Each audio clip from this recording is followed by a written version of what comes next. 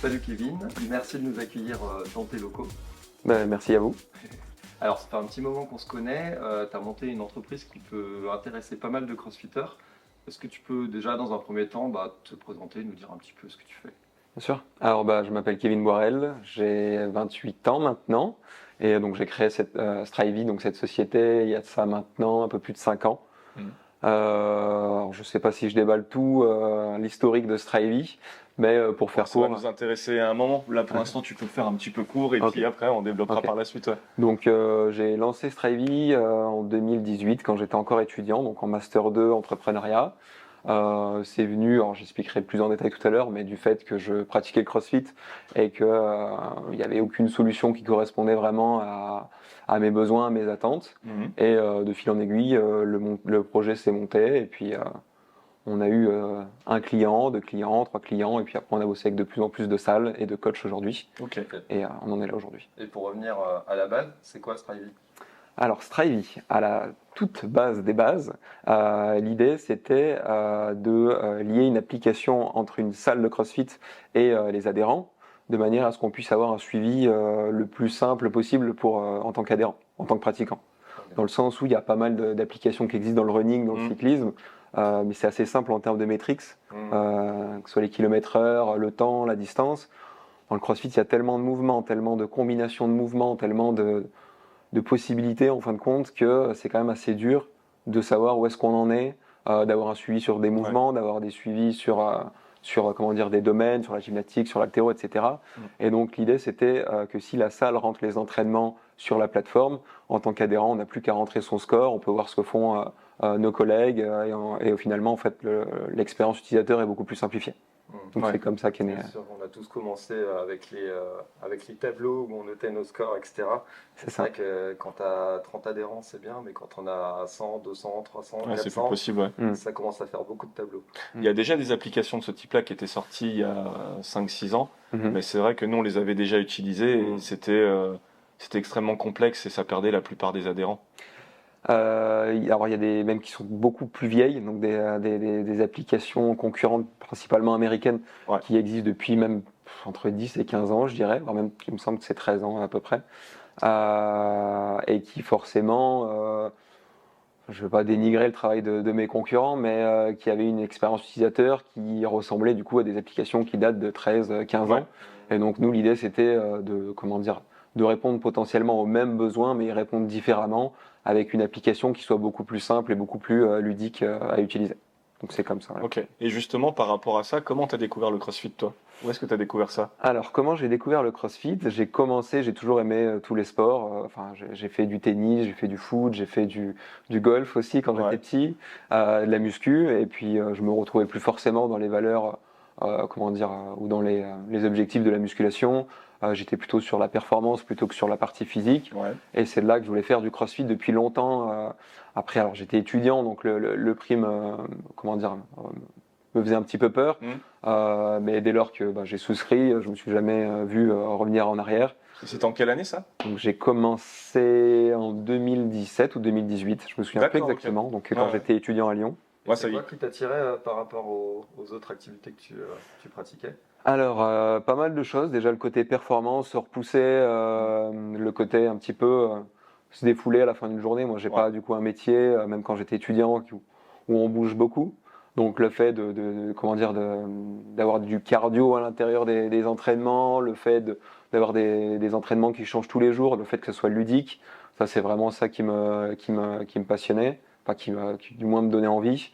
Après, je pense un peu comme tout le monde, j'ai dû voir 1 ou 2 documentaires passer, des games, etc. Ça fonctionne. Voilà, et je m'étais dit que ça pouvait être je pense sympa. qu'à la vingtaine, c'est des formats vidéo qui peuvent lancer pas mal de monde dans les aspects du CrossFit. Et puis donc il y a eu ça, et puis après j'ai adoré la philosophie du sport. Donc dans ma box, qui n'existe plus d'ailleurs aujourd'hui à Lyon, ils faisaient des séances d'essai fondation, et sur les séances d'essai fondation, il y a une phrase dont je me souviens, alors je me souviendrai plus exactement, mais qui disait un petit peu on va féliciter tout le monde, c'est pas le premier, c'est pas la personne qui va finir premier du WOD qui aura le plus de lumière, au contraire c'est celle qui va finir dernier, qui aura fait l'effort d'aller jusqu'au bout, et c'est celle-là qu'on doit applaudir, féliciter à la fin, etc., et qu'on doit attendre avant de ranger son matériel, etc. Oui, il y avait un esprit de méritocratie qui était voilà, assez intéressant. Communauté important, le côté on s'entraide, on s'encourage les uns les autres qui est vachement intéressant, qui n'était pas du tout le cas en salle de muscu où on allait, Oui, c'est individuel. on avait ses écouteurs dans les oreilles, on faisait notre sport et puis on rentrait à la maison et puis basta. C'est ça qui est cool dans le CrossFit, c'est un sport qui est individuel, mais tu as quand même la dimension groupe autour qui te pousse. Et il peut y avoir les avantages du sport individuel sans les inconvénients, donc, et vice versa, donc c'est cool. Et justement, est-ce que c'est tes études qui t'ont poussé à commencer à réfléchir à une application comme Strivey ou inversement? Est-ce que quand tu t'entraînais, tu étais déjà à écrire tous tes scores sur des carnets Alors, pour que je réponde à cette question, je pense qu'il faut que je réponde à comment est né Strivey vraiment au tout début. C'est né du fait donc je commençais le CrossFit, je devais en faire depuis à peu près 6 mois, quelque chose comme ça. Et comment il fonctionnait dans la boxe, il demandait à la fin des séances le score de tout le monde. Il notait donc sur chaque séance les scores de tout le monde au tableau. Et à la fin de la journée, il faisait une photo qu'il publiait sur un groupe Facebook. Okay. Donc les gens étaient contents, ils voyaient les scores, mais bon, un groupe Facebook c'est assez limite entre les personnes qui vont vouloir vendre leur bout de t-shirt, les personnes qui vont mettre, j'en sais rien, publier l'événement du coin, etc. C'était extrêmement pas pratique. Et puis je m'étais dit, voilà, en 2018, on peut faire quelque chose d'un petit peu mieux. À côté de ça, moi, du coup, j'aime bien le fait de savoir un petit peu où est-ce que j'en suis, si je progresse bien, tel mouvement. Donc, je notais même mes WOD que je faisais, le temps que j'avais fait, alors que j'ai potentiellement peut-être pas les refaire de ma vie ou même en 6 mois, etc. Mais voilà, je voulais avoir un suivi, sauf que ça se mélangeait entre les notes de mes courses, mes cours à l'époque et toutes mes autres notes sur mon téléphone, donc ultra pas pratique. Et voilà. Et ce qui existait à l'époque, je trouvais que c'était un petit peu des usines à gaz, que c'était pas très pratique. Et donc j'ai sondé un petit peu mes amis, les personnes autour de moi, les gérants, etc. Et c'est de là qu'est né Strivey. Donc ça c'est pour répondre à la première partie de la question. Ouais. La deuxième partie de la question, j'ai toujours voulu au fond de moi lancer ma boîte, avoir ma boîte. Après je viens d'un... Ouais, je pense que depuis que je suis petit, pas depuis que je suis né, mais depuis que je suis petit, j'ai toujours dit ça à mes parents que je voulais créer ma boîte. Ouais. Après, moi, je viens d'un petit village dans le sud, donc c'est pas quelque chose qui est courant. Ouais. Donc on m'a un petit peu, que ce soit ma famille ou mon entourage, on m'a toujours dit que c'était pas possible. Enfin, c'est pas comme ça que ça marchait. Mon père est peintre en bâtiment, ma mère était opticienne, donc plutôt des métiers, on va dire. Normaux, je sais pas si on peut dire que l'entrepreneuriat c'est pas voilà, dans la vie courante. Et donc c'était vraiment cette idée-là de on rentre dans une entreprise, on monte les échelons et plus tard on peut créer sa boîte, etc. Donc j'ai baigné là-dedans, mais j'ai toujours eu quand même au fond de moi cette envie de créer quelque chose. Quand j'étais au collège, j'ai appris à coder des sites internet, etc. Okay. Donc j'ai eu mes premiers clients assez tôt en fin de lycée. Et donc j'ai fait quand même des années de création de sites internet. Et donc j'ai toujours eu ce goût-là d'apprendre, je pense. Et ce goût-là un petit peu du charbon, un petit peu de passer du temps pour que ça paye un jour derrière. Donc ça, c'était une bonne base. Après, j'ai commencé des études, on va dire assez, le plus général possible. Donc un bac S. J'ai fait un DUT GEA, donc gestion entreprise et administration. Ma sœur avait fait ça, donc je pense que j'ai fait un petit peu aussi la même chose. Ah non, c'était pas optique. Ma sœur avait fait ça, elle en était contente, gestion entreprise, donc je m'étais dit que ça, vu que j'avais cette idée-là qu'il fallait rentrer dans une entreprise, faire de la gestion pour plus tard lancer sa boîte, je m'étais dit que c'était la formation la plus adaptée. Et toute la partie informatique, tu t'es formé tout seul? Voilà, en fait, il y avait quand même cette grande question-là après le lycée, de me dire est-ce que je vais dans un cursus informatique pour lancer une boîte d'informatique un jour, ou est-ce que vaut mieux plutôt gérer une boîte, savoir comment gérer une boîte. Vu que ça faisait plusieurs années que je faisais de l'informatique, je m'étais dit peut-être que je peux l'apprendre tout seul. Par contre, créer une boîte, à l'époque, c'était vraiment une boîte noire pour moi. J'avais aucune idée de par où commencer, comment ça fonctionnait. Donc je m'étais dit que ça serait un petit peu plus... Ok, donc Donc tu as vraiment toute la partie informatique, c'est toi qui t'es formé tout seul et tu as suivi des études pour pouvoir gérer ton entreprise. C'est ça. Ok. Donc voilà. Donc j'ai fait DUT GEA, licence business en Erasmus, en Écosse. Ouais. Et c'est en Écosse justement que j'avais une matière qui s'appelait Business and Entrepreneurship, en gros, où c'était de l'entrepreneuriat. Mais l'entrepreneuriat au sens très théorique. Donc on étudiait des textes vraiment insupportables. Vraiment, c'était des dizaines et des dizaines de pages en anglais de Schumpeter, enfin des entrepreneurs, vraiment la théorie de la théorie. Ouais. Et malgré ça, je kiffais, donc je trouvais ça super intéressant. Inspirant quand Donc même. je me suis dit, ouais, si ce truc-là vraiment pas fou en termes de, comment dire, c'était vraiment très très très théorique. Si ça me plaît, c'est qu'il y a vraiment quelque chose à faire. Et c'est là où je me suis renseigné sur les masters entrepreneuriat. Donc il y en avait sur Lyon, il y en avait à Montpellier, il y en avait à Paris. Et puis j'ai choisi l'IAE de Lyon, entrepreneuriat. Ok. En me disant, bah voilà, on va tester. J'avais déjà un projet de création de boîte à l'époque, qui n'était pas Strivey, qui était un projet pour faire court, un réseau social pour aider les personnes à se motiver à faire du sport, donc plutôt muscu du coup à l'époque, pour qu'elles puissent partager leurs progrès, etc. Qui n'a pas fonctionné pour une liste immense de raisons. Ça, c'est intéressant. Et, juste dans tes réflexions, est-ce que à chaque fois tu identifies un besoin que pouvaient avoir certaines personnes et après tu te disais justement je vais peut-être essayer de réfléchir et de créer quelque chose qui peut correspondre à ce besoin, ou inversement tu dis je veux créer quelque chose et je dois trouver un besoin qui peut correspondre justement à mon envie de créer? Eh ben le bon ordre, c'est de partir d'un besoin et créer une solution. Sauf que justement sur ce premier projet-là, il y avait un besoin, mais dans la réalité, si je me mentais pas à moi-même, c'est que ça partait vraiment du kiff entre guillemets de faire un réseau social. J'avais regardé les documentaires, le film sur Facebook avec Zuckerberg, etc. Voilà, je l'ai vu 5 fois. Je voulais créer mon réseau social et justement, je suis pas parti d'un besoin que les gens m'avaient exprimé, mais je suis parti de me dire waouh, je vais faire un réseau social, ça va être génial. Et justement, c'est même peut-être la plus grosse raison qui a fait que ça n'a pas fonctionné. Alors que le CrossFit, on est vraiment parti d'un besoin. J'ai vraiment questionné les gens autour de moi et du coup, il y avait une base beaucoup plus solide là-dessus. Ouais, tu l'as identifié pour toi, tu as parlé avec les gens de la boxe dans lesquels tu étais. T'estimes être arrivé au bon moment? Je dis en France, en tout cas, je dirais que oui. Je pense être arrivé avant que le besoin se fasse ressentir sur le marché français. Au début, donc il y avait des personnes qui me disaient ah ouais ça peut être cool, etc. Mais qui n'avaient pas encore, comment dire. Je pense que vous faites partie des box qui utilisent des logiciels dans les premières box, je pense. Nous, on l'a utilisé dès 2018, ce type de logiciel-là. Dès notre ouverture, on a commencé à l'utiliser.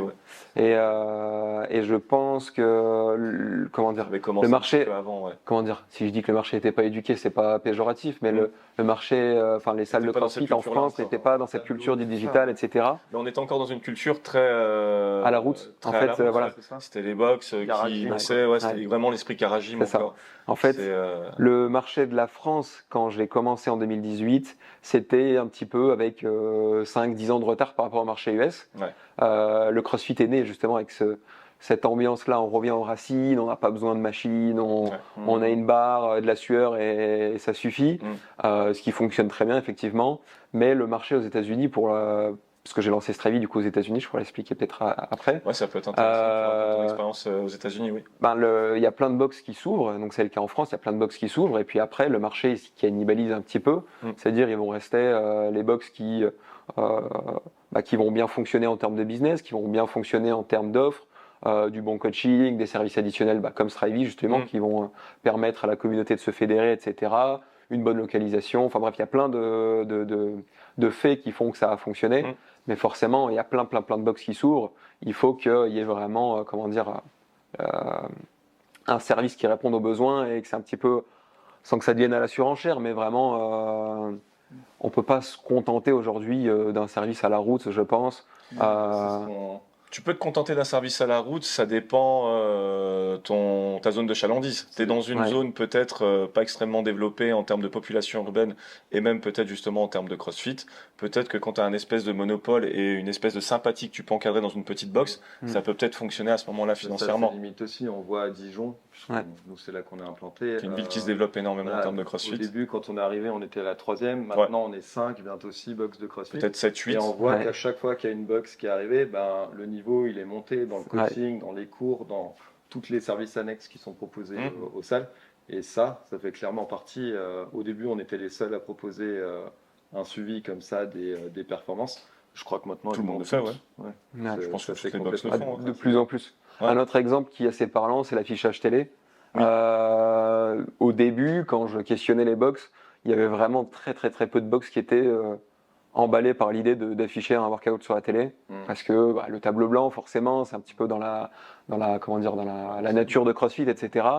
Sauf que quand on arrive à des box qui commencent à souffler leur 10e bougie ou même leur 5e bougie, écrire tous les matins sur le tableau, avoir plein de coachs, c'est du temps, c'est de l'engagement, donc il y a pas mal de choses. Et finalement, le fait d'avoir une télé, un classement interactif, etc., on voit, nous, qu'il y a de plus en plus de demandes de ce côté-là. C'est plus interactif pour les adhérents, c'est mieux présenté souvent. J'ai une petite question, on va sortir un peu du domaine d'activité et rester vraiment dans l'esprit entrepreneuriat. C'est une question entre l'œuf ou la poule. Pour toi qui es entrepreneur justement, qui a cette envie depuis l'enfance, ton ressenti par rapport à l'entrepreneuriat, est-ce que un entrepreneur peut le devenir ou est-ce qu'on a ce truc en nous dès le départ qui donne envie justement d'entreprendre et de créer? Alors, j'aurais pas la solution à ça parce que ça voudrait dire que je prends mon cas et que voilà. Mais si je prends mon cas, moi, mon point de vue là-dessus, c'est ça dépend de comment dire. Si je dis dans quelle famille on est, ça donne l'impression que je me plains ou quoi que ce soit. C'est pas le cas. Mais ce que je veux dire, c'est que si on est en étant le neveu du directeur de L'Oréal, c'est souvent ce que je donne comme exemple. On peut le devenir, je pense. Voilà, on peut se faire kiffer, lancer un projet, avoir un petit million, et puis se faire plaisir et que ça fonctionne. Quand on est, donc moi ma famille m'a aidé pour mes études, etc. Mais il n'empêche que quand j'ai voulu lancer mon projet, il fallait que je me débrouille. Voilà, c'était démarrer de zéro entre guillemets. Il fallait avoir des clients pour payer le loyer, il fallait avoir donc fallait faire des tafs à droite à gauche, des sites internet en plus de Strivey, donc c'est-à-dire que je faisais peut-être un 60 heures semaine sur Strivey, plus un 20 heures en plus sur des sites internet, et donc ça demande des sacrifices, énormément de sacrifices, et à ce compte-là, ça fait le tri. En fait, donc j'ai été dans un incubateur d'entreprise. Donc un incubateur d'entreprise, c'est une structure qui permet aux startups justement d'être accompagnées avec des personnes qui ont aidé justement plein de startups à se lancer. Ils font venir des fois des intervenants, des experts. Donc j'étais à l'incubateur qui s'appelait Manufactory sur Lyon. Et quand j'étais aux États-Unis, ça s'appelait le CIE, San Luis Obispo. Et justement, déjà, ça aide à savoir dans quelle direction aller, d'être accompagné. Et donc ça réduit le taux d'entreprises qui abandonnent. Alors j'ai plus le chiffre exact. Donc je vais lâcher une petite fake news, mais dans l'idée c'est quelque chose du style, au bout de 2 ans il y a 4 startups sur 5 qui ferment pour plein de raisons. La première raison, c'est que il y a un phénomène dans une startup qui s'appelle la traversée du désert, qui est que avant d'avoir des clients et avant de pouvoir se payer, il y a du temps qui passe, et du temps, ça veut dire que justement on se paye pas. Question sur.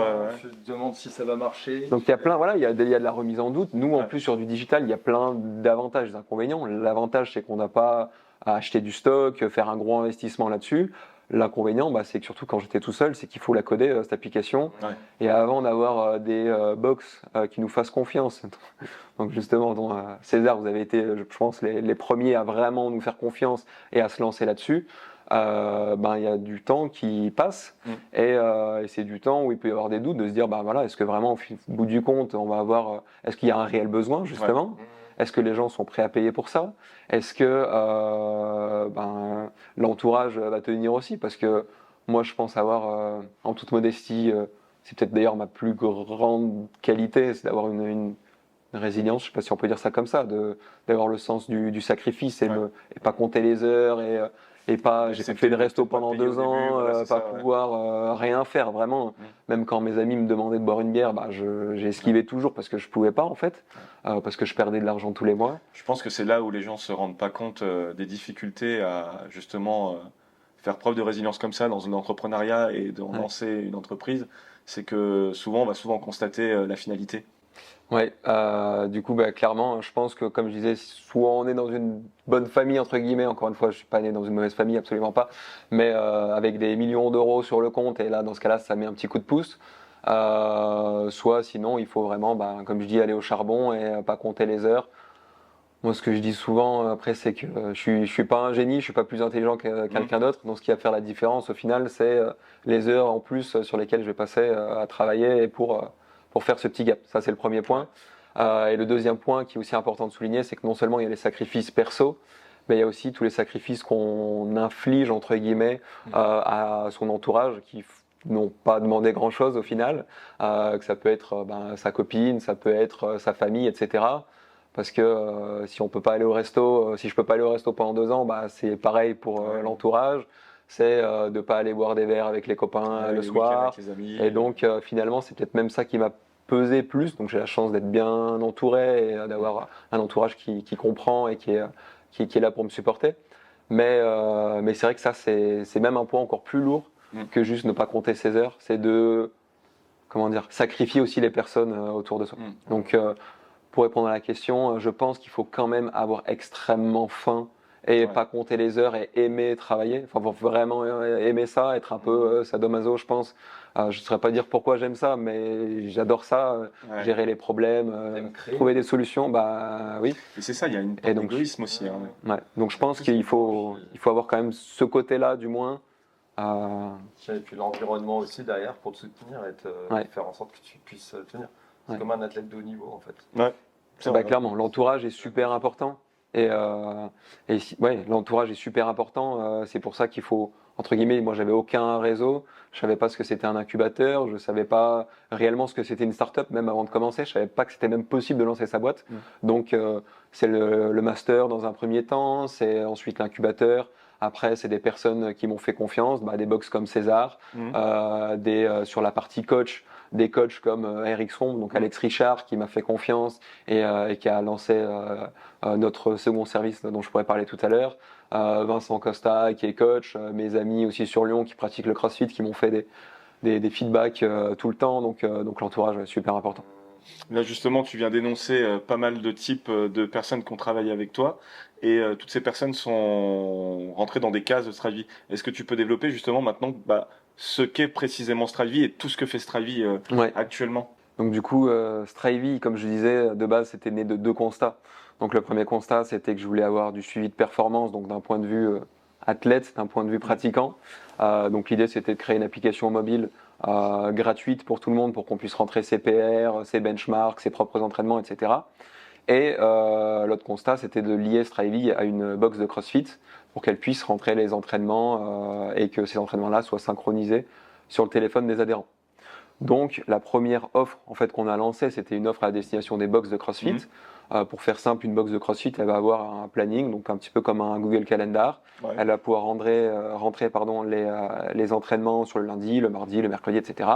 Et les adhérents, eux, sur leur téléphone, vont pouvoir avoir accès à ces blocs-là. Ouais. À savoir que c'est la box qui décide si les entraînements sont publiés le soir, le matin, qui sont cachés jusqu'à une certaine heure, qui sont affichés toute la semaine, etc. Par rapport, on essaie de faire en sorte de répondre aux besoins. Voilà. Et puis de répondre à tous les besoins de chaque box, parce que chaque box a ses propres envies, ses propres besoins, ses propres adhérents, sa propre philosophie. Ouais. Donc le premier service qu'on propose, c'est donc à destination des box. Donc la box, du coup, souscrit à un abonnement entre 19 et 99 euros par mois pour offrir ce service-là à ses adhérents.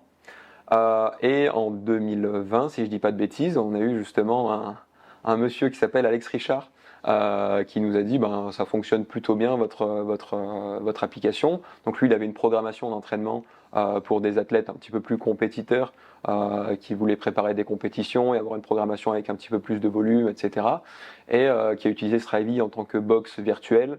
Et sauf qu'on s'est posé la question de pourquoi pas faire un service dédié au coach avec des besoins qui répondent, une solution qui répond plus aux besoins des coachs, avec un système de paiement intégré pour que les pratiquants, les clients du coup de cette programmation-là puissent payer, rentrer leur carte, payer l'abonnement. Dès qu'ils payent plus, c'est automatisé. Il va y avoir des relances automatiques par mail. S'ils ne payent pas au bout de 5 fois l'abonnement, en gros, il est retiré de l'application. Et donc, pour que le coach en fait sorte de faire des PDF ou des Excel, l'envoyer par mail et courir toujours après les gens et faire autre chose que du coaching en fait. Tu simplifies toute la partie un peu administrative du coaching pour qu'il puisse se concentrer sur le. Voilà. Puis pour un coach, ça apporte une vraie plus-value en termes de coach. Voilà. Les fichiers PDF, on l'a tous fait, mais à un moment, le support n'est pas si professionnel que ça. Pas quali, quoi. Ça fait pas quali, ouais. C'est bien pour les personnes que tu as autour de toi, mais c'est vrai quand c'est des personnes que tu encadres, peut-être à le bout de la France. Puis quand tu es une grosse prog, que tu commences à avoir des athlètes de partout, que tu dois gérer plusieurs profils ou plusieurs programmations en même temps. C'est vrai que c'est bien. Donc là, c'est Alex qui a apporté. Ça a été le premier à nous faire confiance pour le coup, en sachant que c'est une des plus grosses programmations françaises. Alors, je n'ai pas tous les chiffres exacts, mais je pense qu'il est bien dans les plus grosses programmations françaises. Et du coup, on a eu la chance de travailler avec lui et qu'il nous fasse confiance. Et donc, ça nous a lancé. Après, c'est un super gars. Donc, il a parlé de Strivey pour le coup. Il nous a aussi aidé à nous développer, à parler à d'autres coachs, comme typiquement Luc Millier, donc chez Mjolnir. C'est lui qui lui a dit d'arrêter avec ses PDF et courir après ses clients avec des RIB. Donc, pour le coup, on a eu une belle croissance organique. C'est-à-dire que les coachs étaient contents. Ils en ont parlé autour d'eux. Et donc, maintenant, on a la chance que chaque semaine, on a des nouveaux coachs qui feront des demandes de création de compte. Et voilà, par le bouche à oreille et par la communauté du CrossFit. Et t'as pas que des grosses progs au final, t'as même des coachs. On s'adresse vraiment sur la partie coach à tout le monde, pour la boxe aussi. Hein. Mais ça peut aller vraiment d'un coaching en one-to-one, une personne qui a 3 clients, à une personne qui a 500 clients qui suivent la même programme. T'as même des kinés qui commencent à s'y intéresser, si j'ai bien compris. Ouais, on s'écarte, je dirais même, du CrossFit au sens pur et dur. Dans le sens où on a des kinés qui vont proposer des protocoles de rétablissement, etc. On va avoir des préparateurs physiques, que ça peut être des antennes du GIGN, des entraîneurs de joueurs de Ligue 1, prépa rugby aussi. On a une programmation qui s'appelle ATP par exemple, qui est plutôt focus sur le rugby, qui marche très bien. Et donc on s'étend finalement on répond à un besoin qui était un petit peu qui n'était pas répondu, je ne sais pas si on peut dire ça comme ça. Et du coup, on a de plus en plus de clients variés, de coachs avec des besoins variés, mais qui utilisent Strivey pour leur. Et en termes de fonctionnalité, entre Strivey, les progs pour les coachs, et Strivey pour les box, c'est les mêmes fonctionnalités? Ou Alors, c'est quoi la différence? Ça va se ressembler. La base, donc c'était pour les box, on a upgradé, on a rajouté certaines fonctionnalités, on va dire, pour la partie coach, mais tout ce qui est planning, suivi des clients, suivi des athlètes, etc., finalement, ça va être vraiment similaire, peut-être à 80%. Sur la partie coach, il va y avoir toute la partie paiement. Donc, ils vont pouvoir créer des coupons de réduction, ils vont pouvoir avoir un suivi de tous les paiements, ils vont pouvoir rembourser les gens, ils vont pouvoir appliquer des coupons, ils vont pouvoir voir combien leurs clients leur ont rapporté. Donc tout ce suivi administratif-là, notamment financier, qui va être en plus. Et sur la partie box, la spécificité, elle va être un petit peu plus focus, moins finance du coup, et plus athlète pour le côté social. Donc typiquement l'affichage télé, le leaderboard interactif sur la télé, ce genre de choses. C'est plus utile pour... Et tout ça, c'est des besoins que tu avais déjà anticipés ou c'est des besoins qui vont se présenter par rapport à l'évolution qu'il y a au niveau du CrossFit ou de la programmation? C'est une bonne question. Disons que quand j'ai lancé, je voulais vraiment être focus sur la partie boxe et je m'étais dit plus tard on fera la partie programmation. J'avais pas anticipé de le faire aussi tôt entre guillemets, donc ça a été un petit peu bousculé notamment avec Eric Scromp, mais finalement ça a été une très bonne chose parce que il y avait, comme je disais, il y a un besoin, ils faisaient des PDF, ils étaient payés en direct ou par des RIB, donc c'était un enfer pour eux. Et finalement, on est arrivé, entre guillemets, premier sur le marché plus ou moins français, francophone, et ce qui fait que ça s'est super bien lancé, on a eu des super bons retours. À savoir que quand on l'a lancé, ça ressemblait pas à grand-chose, et à chaque fois, on améliore chaque mois, chaque semaine, on améliore, on rajoute des fonctionnalités, et on essaye au fur et à mesure de faire en sorte que le coach se concentre sur la partie coaching, et rien d'autre, que tout soit automatisé, l'envoi d'email, etc. pour que ça soit le plus fluide possible pour tout le monde. Et maintenant, du coup, tu as autant de box que de programmation. Comment ça se répartit les deux? Tu as plus de programmation, je crois, non? Aujourd'hui, on a plus, notre revenu vient plus de la partie programmation que la partie box. Ça s'explique assez facilement. Vas-y, ouais. Pour une box, en fait, on va répondre à un besoin qui est plus dur à comprendre pour un owner, je pense. Beaucoup de owners vont voir Strivey comme étant une charge et pas forcément un investissement, dans le sens où c'est plus dur à chiffrer. On va renforcer la communauté, on va améliorer la satisfaction client, etc. Nous, on a fait le pari, on va dire le choix de mettre un tarif qui soit égal à peu près à un abonnement. On se disait que la box va payer entre 70 € à peu près en moyenne par mois. Ça représente à peu près l'abo d'une personne. Donc dès lors qu'il y a une personne, soit qui reste dans la salle grâce à Strivey, soit qu'elle en parle autour d'elle grâce à Strivey parce qu'elle est contente et parce qu'elle a commenté, etc. Ils sont au moins au point mort. Et dès lors qu'ils en ont deux, ils sont déjà rentables, ils gagnent de l'argent grâce à Strivey. Mais ça, c'est plus dur à l'expliquer à des owners de box. Parce que c'est un pari, entre guillemets, pas très risqué, mais ça reste un pari. Tandis que pour les coachs, on leur fait renforcer cette communauté-là, où justement les personnes peuvent être un petit peu livrées elles-mêmes dans leur coin et un petit peu fermées de la communauté. Donc là, en fait, on rassemble la communauté, les athlètes de la programmation. Donc il y a ce côté-là social qui est important, il y a ce côté suivi qui est important, mais en plus de ça, il y a toute la partie gagner du temps sur la programmation et gagner de l'argent parce que tout est automatisé, les relances, les personnes qui payent, etc. L'autre avantage aussi, c'est qu'un PDF, en fait, les PDF, ils étaient partagés. Une personne le payait, il l'envoyait à tout le monde, etc. Ouais. Donc il y a. Ça arrive même avec les programmations de box. Hein. Des fois, tu as aussi ce souci que des fois. Mais l'idée de Strivey, c'est de diminuer au maximum ce partage-là et faire en sorte que le coach s'y retrouve et que tout le monde s'y retrouve. Donc la proposition de valeur, non seulement il y a la même que pour la partie box, mais en plus de ça, il y a d'autres propositions de valeur qui est gagner du temps, gagner de l'argent, etc. etc. Que ça, on peut le chiffrer pour le coup. Donc c'est pour ça, je pense qu'on a plus de prog.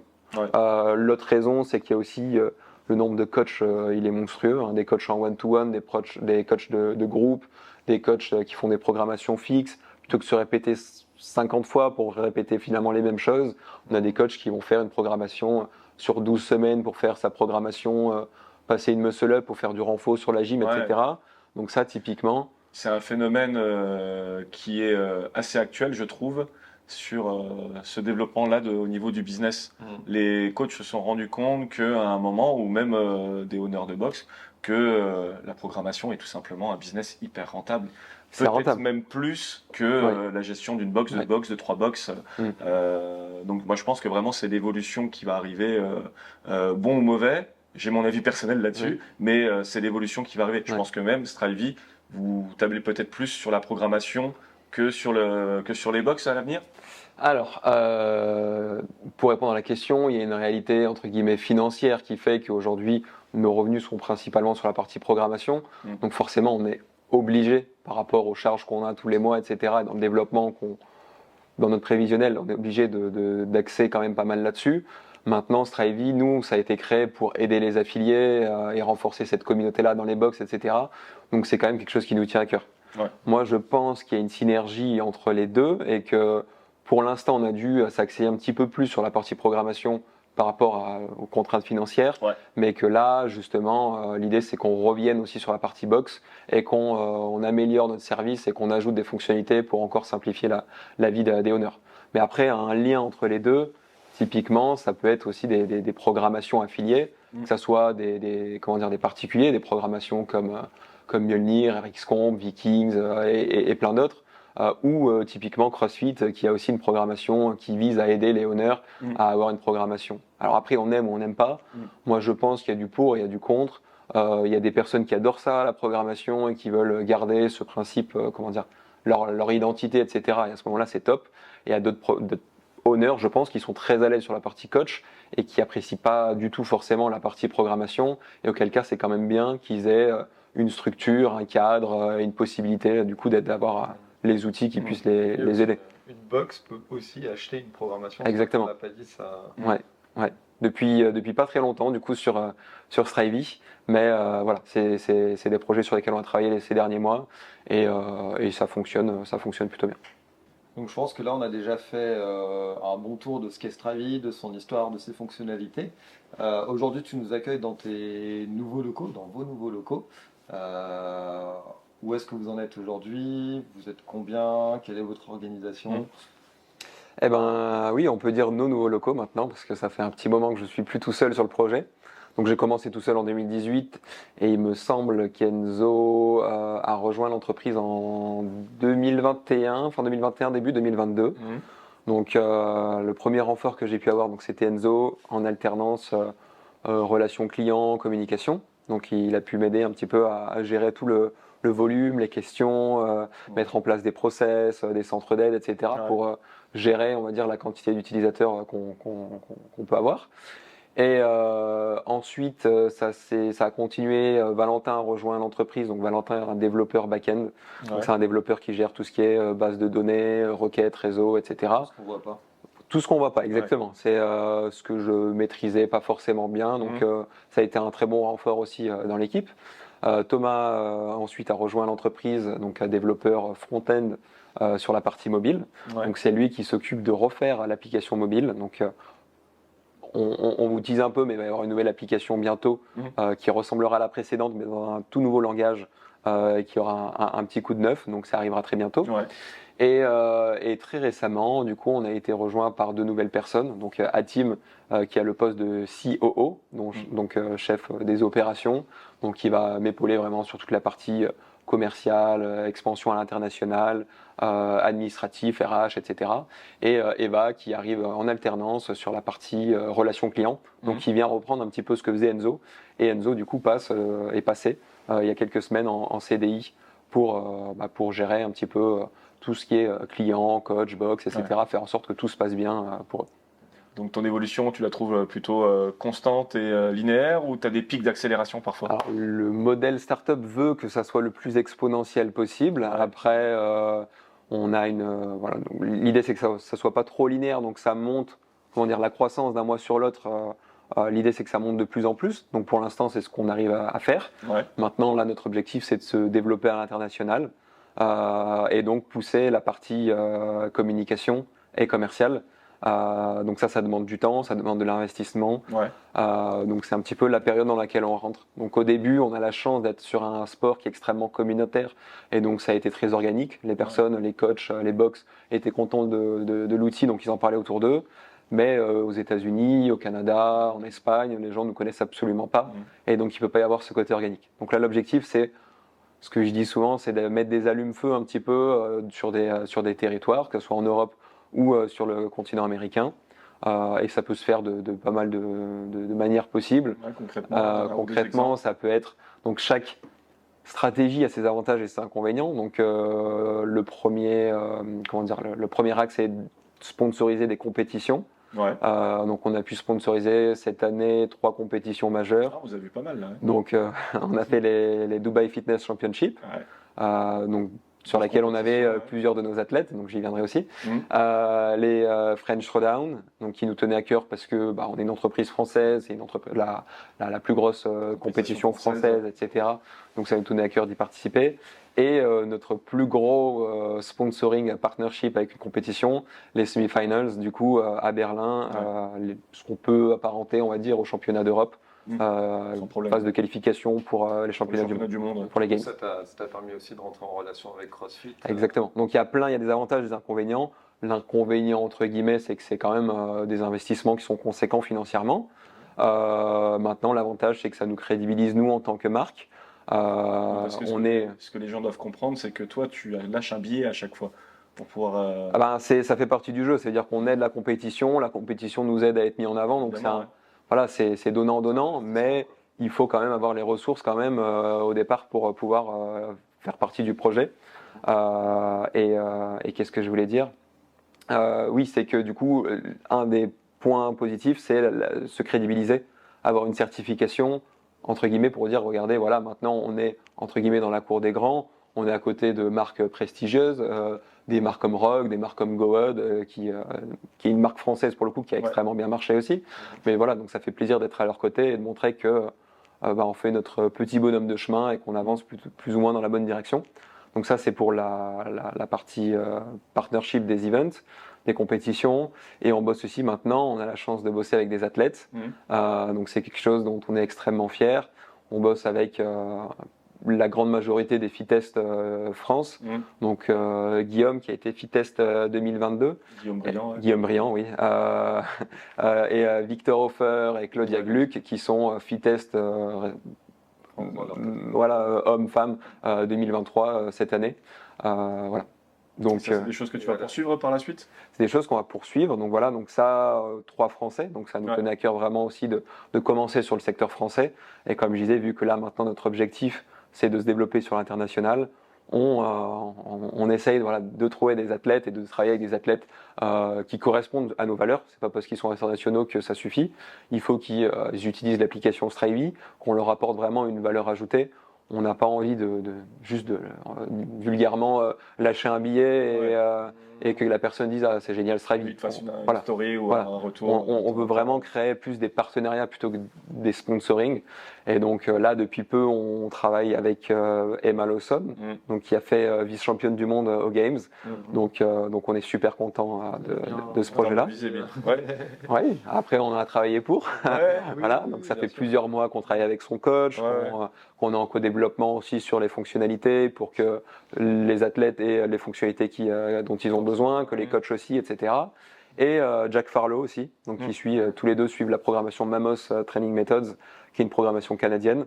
Et donc voilà, on est content d'avoir ces 2 premiers athlètes internationaux aux côtés de nos Français.